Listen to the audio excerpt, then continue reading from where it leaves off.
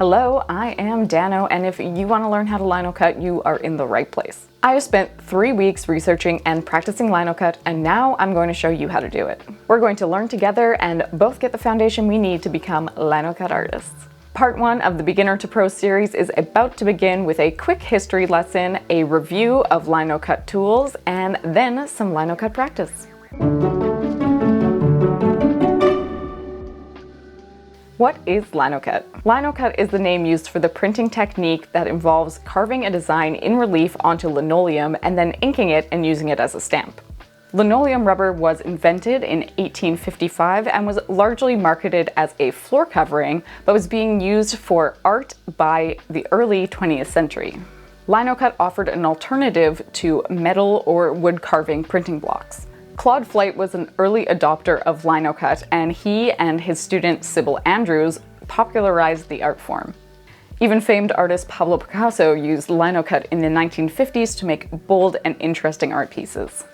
Nowadays, there are many contemporary artists who are using linocut on a macro and a micro scale, and linocut is being used to make everything from clothing to posters to art prints.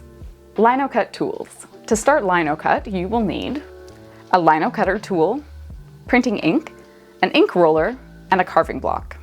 There are a lot of opinions out there on supplies, but we're going to stick with ones that are easy to use, widely available, and cost-effective. In my research, 9 times out of 10, linocut artists recommend starting with either the SD or the Speedball linocut tool. I've used both and they are pretty comparable, though if I was splitting hairs, I like the handle on the SD a little more, but I like the carving nibs and the fact that the Speedball has a little storage container in the handle for those nibs.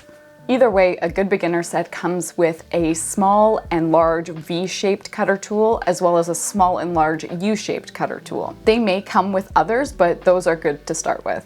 For beginners, water-soluble ink is going to be your friend, as it is quick drying, easy to use, and easy to clean up, especially compared to oil-based inks. Speedball makes a water-based ink that is a good balance between affordability and quality. They come in tons of colors, which then you can also mix and blend to make more. By the way, this isn't sponsored by Speedball. I wish. Speedball, please sponsor me. An ink roller, sometimes called a brayer, is essential to getting the ink even and smooth on your print. You want your roller to be about the same width of what you're printing, and everywhere I looked said the slightly softer rubber brayers are better, especially for beginners, than the really hard plastic brayers. When you're looking to purchase linoleum for printing, you'll usually see 2 options: traditional gray lino and easy carve or soft lino, which is usually pink. The Speedy Carve Lino is great for beginners, and that's what I'll be using. How to do linocut. This is a 4x6-inch block of Speedy Carve, and we're going to use it to practice all kinds of lines and cuts with all of our nibs. You'll see how the first few lines here are pretty hard to see. A trick is to take some diluted acrylic paint and rub it onto the cutting block. This will stain the block, so when it's dry and you go to carve, you'll see a nice contrast between the pink of the block and the acrylic when you carve. This will let you see exactly where your lines are and how they're turning out. Now you'll want to hold the cutter with the end in your palm so you can apply pressure and guidance, and you don't have to grip too hard with your fingers, you're just using those to guide. You want to hold it fairly parallel with the cutting surface. Too high or too low and it'll gouge and not slide nicely. The exact angle will depend on your tool and your cutting surface, so play around with it until it glides nicely. Practice straight lines with both the V and the U-shaped cutters.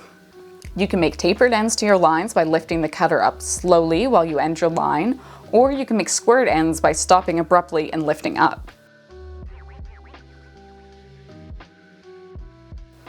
The V tools are good for sharp lines, but practice putting various amounts of pressure on the tool to get thinner and thicker lines. Practice making curved lines with the V and the U-shaped tools.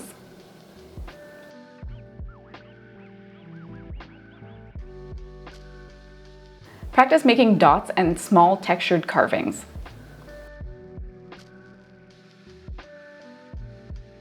Practice making circles. While straight lines are easier to do when you're working on a non-stick surface, You might want to do circles and curves on a surface that allows you to move your block while you carve.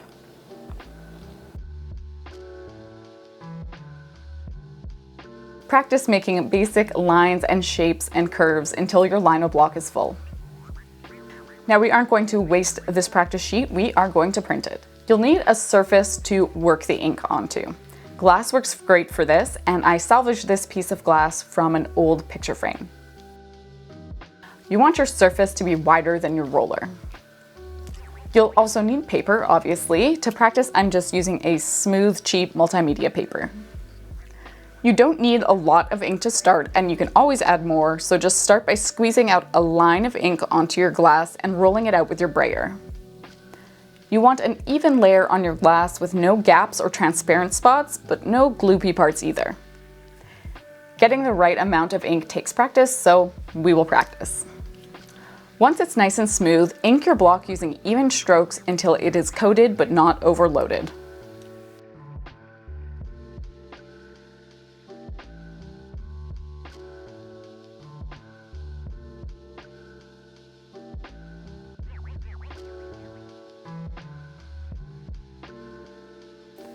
Place your paper on top of the block carefully and press down.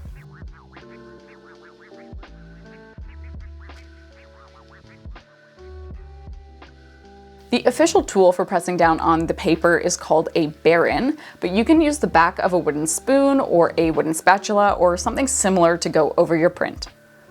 Make sure you're using a good amount of pressure and getting in all the corners. Finally, lift the paper up and you have your print. If your print is splotchy, you either didn't press down hard enough or missed that area when you were pressing down, or you didn't use enough ink.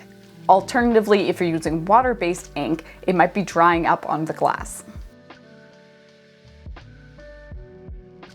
If you're losing the details, you may have had too much ink on your roller. Play around and print the block multiple times to get a good feel for it.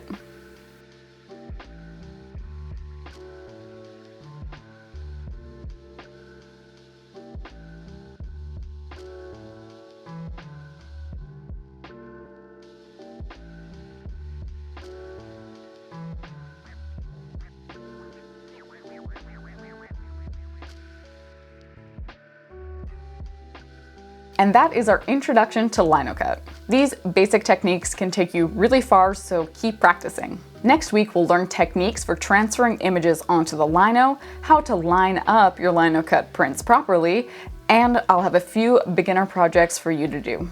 In the meantime, don't forget to like this video, subscribe to Dano Does Things, and follow along on Instagram for more tips, tricks, and behind the scenes. Thanks so much for watching. Bye!